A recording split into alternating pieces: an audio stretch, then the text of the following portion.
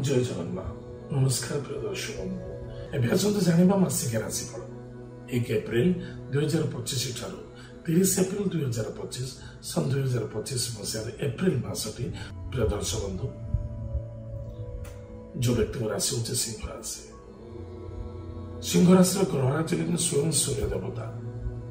सूर्य क्या सहित अच्छा शनि राहु शुक्र बुध सहित आबद्ध हो रही 1 एप्रिल ठार 13 एप्रिल पर्यंत। किंतु मन रखि दरकार उक्त स्थान देवगुरु बृहस्पति स्थान। बृहस्पति घरे सूर्य ऑटोमेटिक उच्च फल प्रदान करते। आपण पाखे शक्ति अच्छे, आप पराक्रमता अच्छे, आपण पाखे बंदूक अच्छी, गोला बारूद अच्छे, आपण पाखे सबकि अच्छे, बट आप शत्रु को घेरा भितर बसी आप किसी करें। आप एकुटिया सी 10 जन भाई आप कौन करेंगे? हारासमेंट देखा मन को जिते कंट्रोल रखा, क्रोध को त्याग करवा, मानसिक शांति रखा, स्वास्थ्य प्रति ध्यान देवा बहुत आवश्यकता है। कुटुंब परिवार को नहीं चिंता देखा दब एवं कुटुंब परिवार आनंद देखा दब।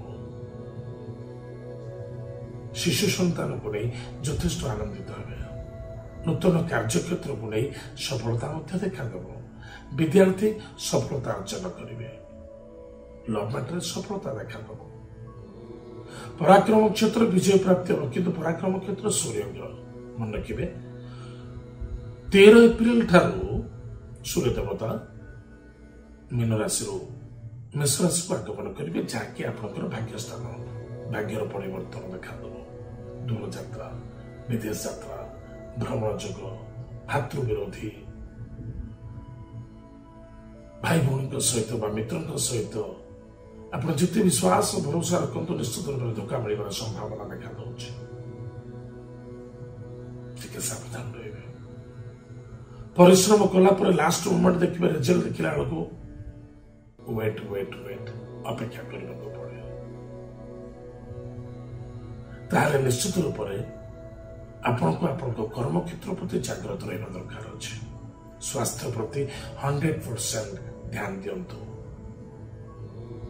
दर्शक बंधु मन रखि दरकार स्वास्थ्य ही संपद। जदि आप स्वास्थ्य नहीं धनर महत्वता ना। स्वास्थ्य प्रति ध्यान देवे, अन्य जन को बुद्धि देवे, किंतु निजे निर्बुद्धिया हे। अन्य जन को सहयोग करेंगे, निजक सहयोग करें निजे। किंतु दूर यात्रा, विदेश यात्रा, भ्रमण जोग, तीर्थव्रत यात्रा, देव कार्यरत, मान सम्मान प्राप्ति अच्छी। पद पदवी प्राप्ति संभावना देखा दूसरी। प्रॉपर्टी जमीन जायदाद को नहीं जब कौन आर्गुमेंट कर कलह कर हाथापाई होती निश्चित रूप में मृत्युदंड दंडित हो पारती। अन्यथा पुलिस माटर कोर्ट कचेरी जापारे कथा 100% जीव एवं शारीरिक धनहानि प्राणपीड़ा देखा। प्रिय दर्शक बंधु, ये मासटी को यथेष्ट जागृत सावधान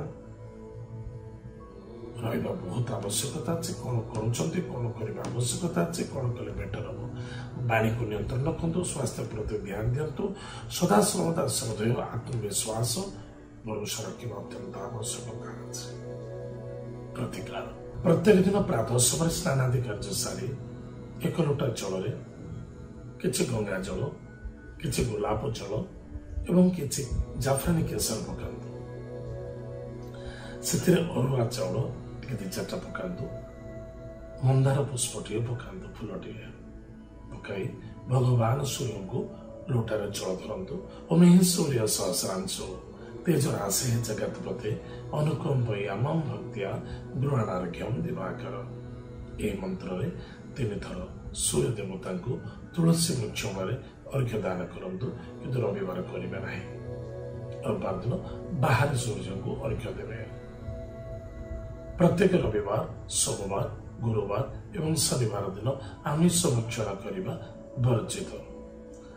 प्रत्येक दिन माता पिता को प्रणाम करंतु, तांको आशीर्वाद ग्रहण करंतु।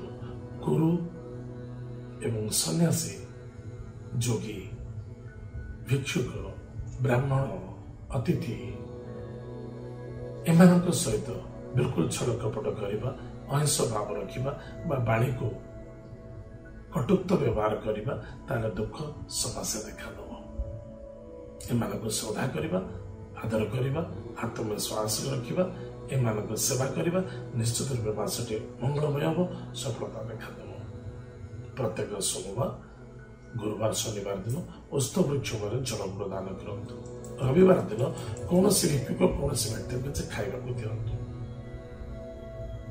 निश्चित रूप आप मंगल सफलता देखा प्रिय दर्शक बंधु एत सिंह राशि व्यक्ति मानक मासिक राशिफल आज तो समय जाए कार्यक्रम को देखा मध्य जय जगन्नाथ नमस्कार।